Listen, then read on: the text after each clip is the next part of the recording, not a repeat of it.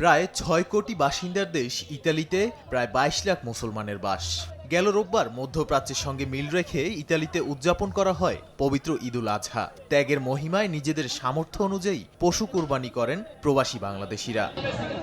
বিভিন্ন খামারে পশু কেনার পর সেখানেই ব্যবস্থা করা হয় কোরবানির। কিন্তু রোববার সরকারি ছুটির দিন হওয়ায় তা জবেও করা সম্ভব হয়নি। ঈদের পরদিন সোমবার পশু কোরবানি করা হলেও মাংস হাতে পেতে অপেক্ষা করতে হচ্ছে ২ থেকে ৩ দিন পর্যন্ত।